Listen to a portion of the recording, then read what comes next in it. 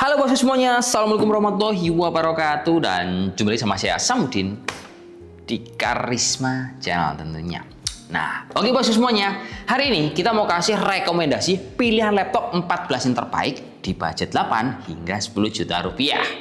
Nah, di budget ini bro ya, secara kemampuan, mestinya nanti laptop yang kalian beli ini sudah bisa mengakomodasi semua software berat. Contohnya ini, seperti kalau kita software desain, entah itu kayak Photoshop ataupun Illustrator, ini udah lancar. Software editing kayak Adobe Premiere ataupun CapCut, ini jalannya juga mulus. Software statistik seperti kayak SPSS, MATLAB, ini lancar. Software coding seperti JavaScript ataupun Python, oke. Semisal juga untuk mahasiswa seperti jurusannya sipil yang sering menggunakan AutoCAD hingga SketchUp, laptop budget ini udah cukup mumpuni. Tapi pengecualiannya, karena laptop yang 14 in di harga seperti ini tidak punya RTX 2000 ataupun 3000 series, kita harus menyesuaikan software mana yang bisa maksimal untuk bisa mengakomodasi semua kebutuhan kalian. Karena gini bro ya, di harga ini kan pilihan dari semua laptop itu banyak sekali. Mau brand lokal, brand internasional, semuanya ada. Tapi di review kali ini kita akan memberikan informasi dari brand besar supaya untuk after sales-nya benar-benar terjaga. Misal ini bro ya, amit-amit beli laptop di tahun kedua rusak, kalau brand besar itu keuntungannya adalah masih di cover garansi. Kemudian semisal kita spare partnya itu ada rusak di tahun ketiga, teman-teman gak usah worry karena rata-rata brand besar itu untuk spare partnya udah tersebar luas di seluruh Indonesia dan service centernya pun ada di mana-mana. Jadi ini akan sangat menguntungkan buat teman-teman yang mau beli dan butuh untuk jangka panjang. Nah, di bilang kali ini untuk tolak ukurnya seperti biasa, kita pagari supaya nggak terlalu melebar. Pilihannya untuk tolak ukurnya itu yang pertama adalah harganya 8-10, ukurannya 14 in. Yang kedua, secara spesifikasi ini udah ngebut, terus opsi upgrade-nya juga nyaman. Yang ketiga, secara penggunaan experience-nya ini bagus, entah dari layar ataupun fitur-fitur yang biasa dimiliki di laptop di harga seperti ini. Contohnya keyboard backlight dan juga kenyamanan dari sisi yang lain. Ya wis, nggak usah lama-lama, langsung kita masuk ke merek pertama yaitu Lenovo. Nah, Lenovo ini bro, kalau kita lihat dia itu kan pilihannya ada banyak banget. Tipenya ada V14, ada juga IdeaPad Slim 3. Tapi di kompilasi 8-10 juta, kita pilihkan 3 yang paling sip. Nah, dari ketiga itu bro ya, semuanya pakai varian IdeaPad Slim 3 tapi berbeda speknya. Buat yang harga termurah 8 jutaan, ada di tipe IdeaPad Slim 3 14 ARP10 5KID.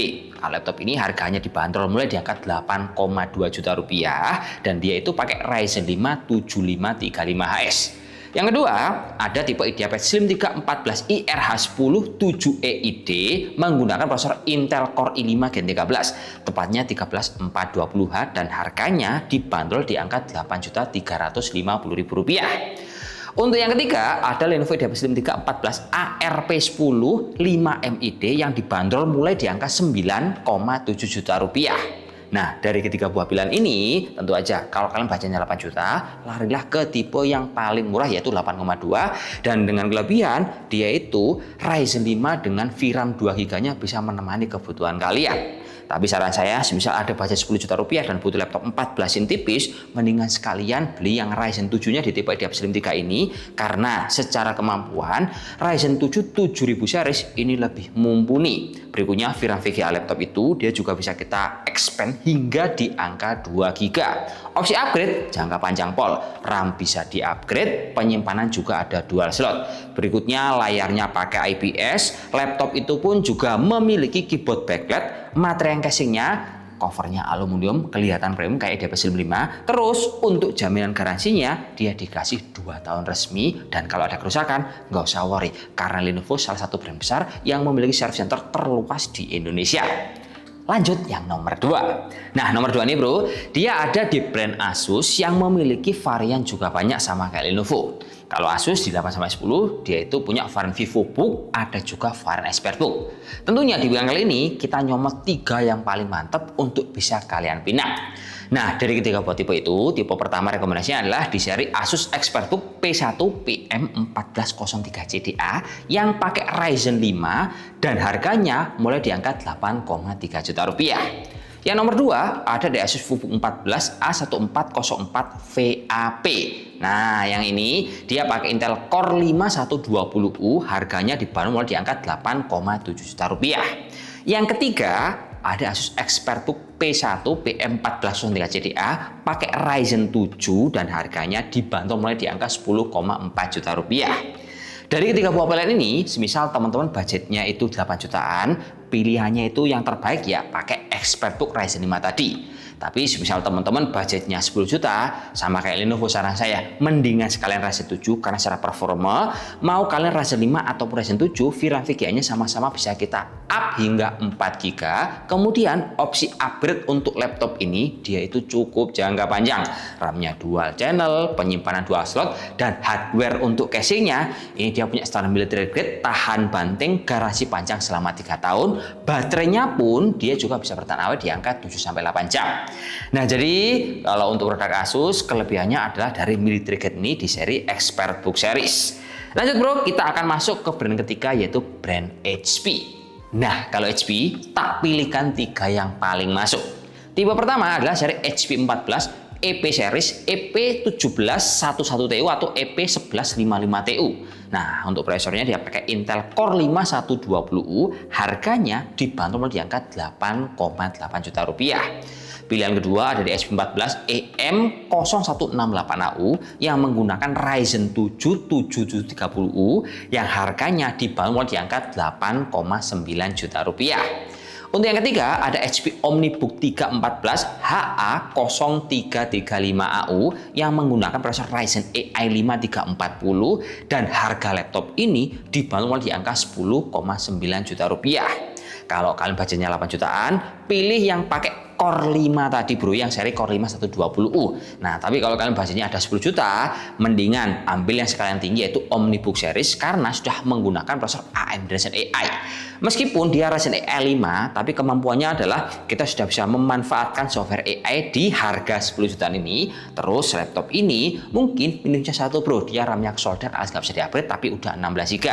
Nah, untuk layarnya dia pakai IPS, berikutnya keyboardnya ada backlightnya, desainnya cakep, kelihatan tipis meskipun sama-sama ukuran 14 in dan pastinya kalau dipakai laptop ini juga termasuk hemat baterai, bisa mencapai di angka 6-7 jam dengan baterai di angka 41 Wh. Dan terakhir untuk garansi laptop ini, dia juga dikasih garansi jamin resmi selama 2 tahun, bisa diklaim di seluruh Indonesia. Lanjut yang nomor 4. Nah, di nomor 4 ini bro, ada brand Acer yang udah kita pilihkan 3 tipe paling istimewa.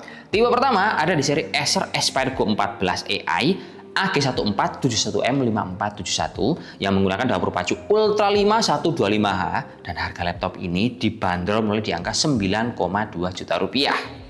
Tipe kedua ada Acer Aspire 14 A1451M70C1 pakai dapur pacu Core i7 150U dengan harga dibanderol di angka 9,8 juta rupiah. Dan tipe ketiga ada di seri Acer Vivo 14 SFG14 735135 yang menggunakan dapur pacu Ultra 5 125H. Terus untuk harganya laptop ini dibanderol di angka 10,6 juta rupiah. Nah, dari ketiga buah tipe ini, Acer ini agak unik. Kita nggak pilih dengan prosesor paling tinggi yaitu Intel i7 150U, tapi kita pilihnya yang pakai Acer Vivo yang dengan Ultra 5 125H. Alasannya jelas, karena laptop ini fiturnya lebih kaya, performanya nggak kalah sama Core i7 150U. Pertama-tama kalau kita lihat laptop ini fitur yang oke adalah layarnya itu bro, dia pakai resolusi 2,8K, akurasi 100% sRGB. Misal ini case-nya, laptop punya Acer ini kita compare sama semua brand ternama, brand besar, di harga 10 jutaan, ini yang paling mentereng. Merek lain nggak ada yang selevel dengan ini. Kedua, secara performa dia udah ngebut pakai Ultra 5 125H, opsi upgrade M2-nya ada dual slot. Dan semisal kalian pakai laptop ini, fitur-fiturnya dia udah mumpuni. Udah punya Thunderbolt 4. Wi-Fi-nya pakai Wi-Fi seri 7, kameranya bening buat meeting, seri QHD, fingerprint cocok untuk mengamankan data kalian, dan untuk garansinya dia itu panjang selama 3 tahun, mirip kayak punyanya si Asus. Jadi Acer ini unik bro, dia menawarkan sesuatu yang lebih oke dibandingkan kompetitor yang lain. Lanjut yang nomor 5, tentu aja di merek MSI. Nah, uniknya bro ya, MSI ini dia itu menggunakan casing dan tipe sama, cuman berbeda dapur pacunya doang. Jadi di pilihan MSI ada 3 yang paling jos, tapi mereka cuman beda prosesor dan juga harganya. Tipe pertama ada pakai prosesor Intel i5 13340U, semuanya seri F13MK dan harga tipe pertama ini dibanderol di angka 8,6 juta rupiah. Tipe kedua, ada yang pakai prosesor Intel Core 5 Gen 13 1335U, harganya mulai dijual di angka 9,4 juta rupiah. Terus untuk tipe yang ketiga ada seri prosesor Intel i7 1355U yang harganya mendekati di angka 11 jutaan rupiah. Dan tentu aja kalau kita lihat mungkin kekurangan MSI cuman ada di casing yang sama, tapi kelebihannya nyatanya dia juga banyak. Nah, saran saya kalau kamu punya budget ambil yang paling tinggi karena dia pakai prosesor yang udah ngebut yaitu Intel i7 Gen 13 tepatnya 1355U yang memiliki performa VGA Intel Iris Xe. Lalu untuk RAM-nya laptop ini upgradable bro ya. Dia pakai 8GB x 2 yang masih bisa kita maksimalkan lagi, dan penyimpanannya dia satu slot pakai M.2 Gen 4, layarnya ukuran 14 inch, resolusi Full HD dengan panel IPS level. Terus untuk baterainya ini nayamul bro. Dia di kapasitas 46,8 mAh, bisa bertahan di angka 6-7 jam juga. Lalu untuk casing laptop ini meskipun dia semuanya full pakai plastik, tapi sudah mengantongi military grade 810H. Dan terakhir untuk garansi dari si MSI ini sama seperti brand ternama yang lain, rata-rata di angka 2 tahun. Terus service centernya juga tersebar luas di seluruh Indonesia. Nah, jadi kesimpulan-simpulnya sih gini bro menurut kita. Jadi dari semua merek itu otomatis punya kelebihan dan kekurangan masing-masing, dan tiap produk juga punya jagoannya sendiri-sendiri. Dan saya yakin juga bro ya, setiap merek ini punya penggemar loyalnya sendiri-sendiri. Semisal ini, teman-teman ada yang suka Lenovo, otomatis nggak mau dialihkan ke Asus. Semisal teman-teman ada yang suka MSI, nggak mau juga dialihkan ke merek Acer ataupun HP. Jadi dari berbagai merek ini tujuan saya adalah untuk mempermudah pilihan kalian di budget 8-10. Dan dari harga ini bro ya, semisal teman-teman ada yang tanya juga, loh bang kenapa kok di brand yang lain nggak ikut dimasukkan juga? Menurut kita ada beda kasta, ada beda after sales. Jadi kalau nanti komennya rame, saya buatin untuk segmen berikutnya di brand lain selain 5 brand besar yang kita bahas sekarang. Ya sudah aja bro ya, saya dulu wassalamualaikum warahmatullahi wabarakatuh dan semoga bermanfaat kawan. Salam jos.